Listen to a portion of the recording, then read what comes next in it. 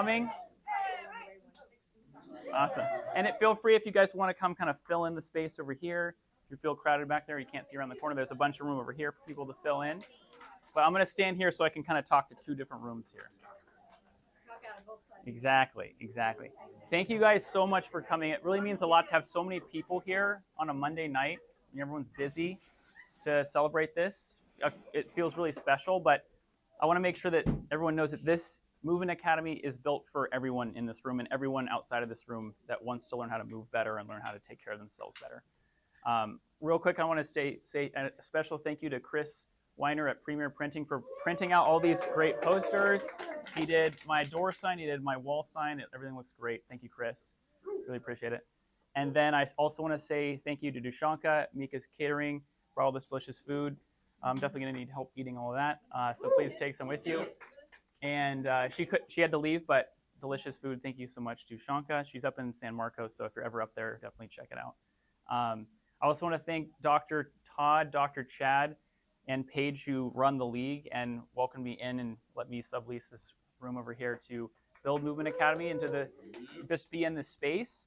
But Movement Academy is so much more than just a space. It's an idea, it's a way of life, it's a way of taking care of yourself differently and learning how to move, learning how to take care of your body in a way that we don't necessarily think about on a day-to-day basis.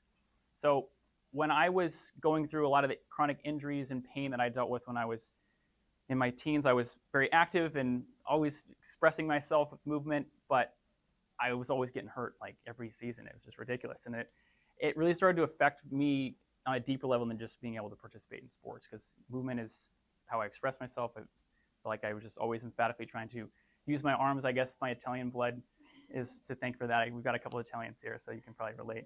But yeah, it was when I was always in PT, it was helpful. I would get better, but I wouldn't really resolve the problem. And when I was 20, I was learning how to wake surf on 4th of July with my family, and I had some pain in my shoulder and didn't think much of it for a couple days. It was bothering me, and I tried to work out, and then all of a sudden I couldn't move my arm for like at all. It just bothered me so much, and at that point, I guess subconsciously decided, like, I'm sick of all this pain. I'm just going to avoid it. I'm just going to try to like not move that area to let it heal. Like maybe the pain is telling me that there's some damage that is happening that I need to stay away from.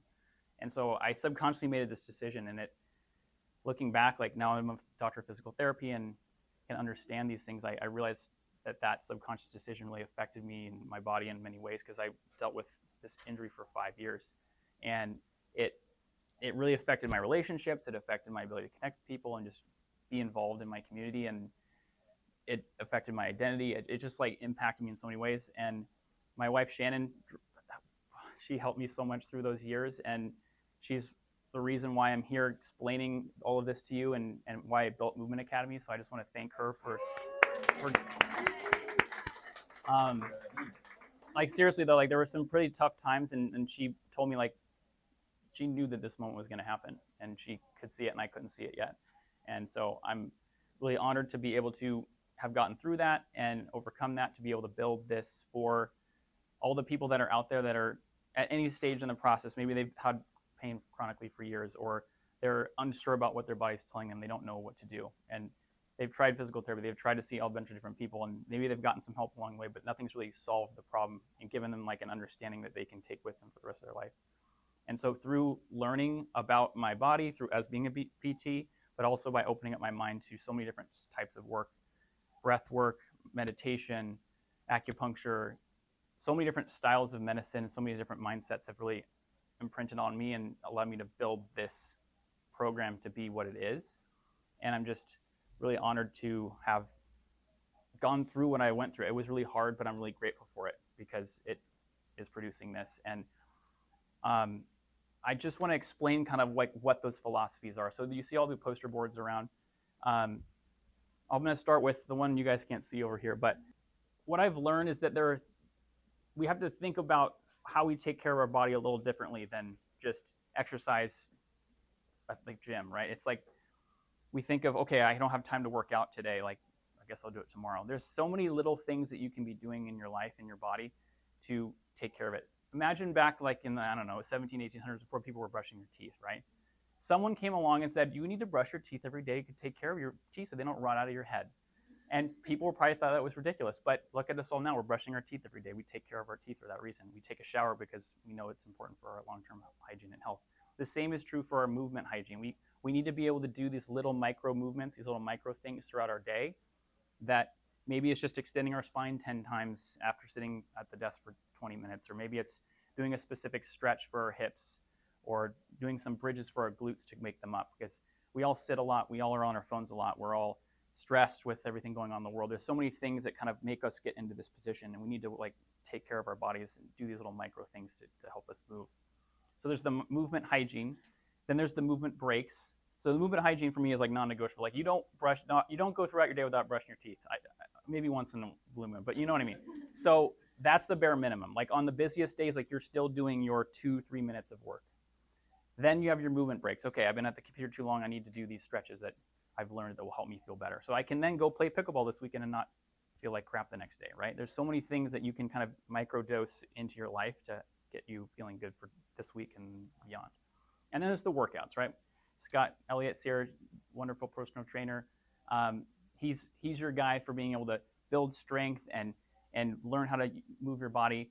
Movement Academy helps you to unlock the movement and teaches you how to take care of it, and will load into some of these areas. But then working with a personal trainer long term, or being able to go to your gym, to the Bay Club, or wherever you go to the gym, and being able to work out and know that you're doing things right because you've worked on your technique and form with someone like myself, to be able to optimize what your specific body needs, not just what the generic model will tell you it needs. So to combine all three of those things, you really are going to feel your best and move your best, not just now, but into the rest of your life for the long term. Then we look over here at the board next to Chris and Andrew and John. We've got the 6 components to restore your movement. So when you come in to see me, these are the things I'm thinking about in the back of my mind. First, I'm assessing, like, where is your nervous system tell me you're at? Like, I'm interviewing you as a person, but I'm also interviewing your nervous system. Because sometimes, like, for example, for me, I was going to PT for twice a week for 8 years, and I wasn't getting better. And there was a reason why. And it's because I wasn't regulating my nervous system, and no one was recognizing that my nervous system was completely on a different planet than my body. And you need to acknowledge that, and you need to work with the person to understand how they can do certain things, breath work, tapping, other release exercises, things that you can start to do to bring your nervous system out of that fight or flight or that dorsal vagal state down into more of a relaxed state that allows you to actually accept the work that you're doing. Because if you're trying to do an exercise that your brain tells you is bad, it's not going to work. I lived that for many, many years, and I didn't understand why I wasn't getting better, and that's really the reason why. Number 2, the trigger point release and fascia mobility. When we get into these protective patterns for years or months or however long, our body lays down these protective alarm systems, and the trigger points are little spots in the muscle that store this energy. And the fascia starts to kind of like get brittle and tight around those muscles to protect. So we need to work through that. We need to like tell your nervous system, hey, let go right here. This is okay. And you breathe through that and let that melt away. We need to learn how to move the fascia so that the tissues that are stuck to each other are not just moving as one unit. So there's specific things that you do in the program to like open up your nervous system, open up your fascia and trigger points, use the breath and coordination of your core. So when you're in a state of panic or stress for a long period of time, protecting a painful area, your breath and your core start to kind of get dysregulated. Your core starts to get put in the back seat. Your breath starts to take over as the main result. The thing your brain cares about the most is your breath. It's going to prioritize that every second because you need to take the next breath. And what that leads to is a core that doesn't really do its job. Maybe it's strong, you do all the sit-ups in the world, but you're not actually using it in a way that's facilitating healthy movement throughout your whole trunk. So I teach you how to relax your breath. I teach you how to breathe independently from your core so that you can use these muscles to do life, but then you can also still be able to breathe independently from that. This is a very important little concept to learn at the beginning. Then you get into kind of more of the traditional physical therapy stuff, restoring active range of motion in the joint. This is where most people come in and start in their PT experience. They're starting on step 4, but they haven't done any of this stuff. And so maybe it works, maybe it doesn't. Maybe it works for a couple days, maybe it doesn't stick. You don't understand why, you give up because PT doesn't work, and it happens to a lot of people, and it's because they're missing a couple of steps. So this is an important one, though, being able to actually move your joints through full range of motion and controlling it. In our modern life, we tend to like operate in this very robotic movement pattern, and we need to open up and realize that our hips need to be able to extend back. We need to be able to get our spine fully extended. We need to be able to get down to a deep squat. We need to be able to do things that maybe we don't actually do every day. That's part of that movement hygiene to kind of keep that lubricated. This number 5 is super important, identifying fears and embracing curiosity. If you don't acknowledge what your body's been avoiding for years, you're not going to be able to unlock the things that are really going to be causing the root cause of the problem. So you might, like for my shoulder, right? I was not using this, but then it caused me to not use my whole right side for years. And so years later, I'm still dealing with all these problems because I was still protecting this area so much. It caused problems in my hip. It caused problems in my neck. I never acknowledged that this was something that needed to be addressed. So you got to identify what you're protecting, what you're afraid of happening. And then you need to embrace curiosity instead of being like, I'm going to avoid that like I did. You saw what happened to me with that. You got to embrace it and be like, okay, why can't I move this way? I should be able to move this way. What am I missing? How can I work with someone that can collaborate? A lot of the people in this room are talented and capable of collaborating with you to be able to understand that. And then last but not least, this is another one that a lot of us do at the gym or are trying to do, but the important thing is the graded exposure to strength and load. So you can go to the gym. Maybe you've done deadlifts in the past, last year, and they were great. You felt good afterwards, but now you try to go back to the gym and do the deadlifts again, and your body's not ready for it. You got to gradually restore these movements first. Then you got to expose the load in a way that is incremental, allows your body to adapt. So these 6 components I've kind of learned and figured out on my own through trial and error. I mean, at many years I learned these things and kind of put names to them and created an actual formula that you can follow. Coming over here, why does movement training get results? So you need to be able to teach your brain and your muscles and joints how to learn to move together through full range of motion. This is kind of what I was talking about earlier. Basically, it's possible for you to move the body through certain ranges, but maybe you need to restore more. Like maybe you don't have 20 degrees of that motion that you otherwise should have. This is where we need to unlock that and work together to show you exercises that you can do on your own to actually restore that. Installing programs in the brain so that you can actually use those areas in real life. You want to be able to practice these things in a controlled environment so that when you're out actually doing them in real life, your body knows what's going on. It's not setting off these alarm bells and protecting you and preventing you from going there. This one's really cool. Tissues get tougher when trained consistently. We obviously know our muscles can get stronger, but do you know that your tendons can get stronger, your ligaments can get stronger, your bones can get stronger too? There's ways that you can actually do movements gradually enough that you might get a little bit of microinflammation, which we kind of need. And I will help coach you through like how to manage that and how to acknowledge that that's going to happen to be able to move the body and build resiliency over time. Uncovering the hidden compensations, like I mentioned earlier, that you might not even know are there. Like I'll work with people where they come in, they had an injury 10 years ago, their right leg, and they think it's healed. It doesn't bother them, but all of a sudden they squat and they're squatting way over here. And it's like, well, why are you doing that? Probably because your body's hiding from loading into that. And we got to address that because that can cause downstream problems that we definitely want to avoid. And then reducing perceived threats. So making things feel safe to your nervous system is a key to unlocking movement for life. A lot of text on there, but essentially I just want to highlight that the Movement Academy program has 4 phases to it because I understand going through these processes, it's tough. It's tricky to go through a program that maybe you don't understand where you're at and where you're going, right? When you go to PT, typically they just start you off with a worksheet of exercises. You go home and you think that's it, right? But there's so many extra steps associated with the next week, the week after that, the week after that. Most people never actually reach the point where they're hitting momentum and they're then working on the fun performance stuff. They're just stuck in the first phase and they get discouraged and they quit.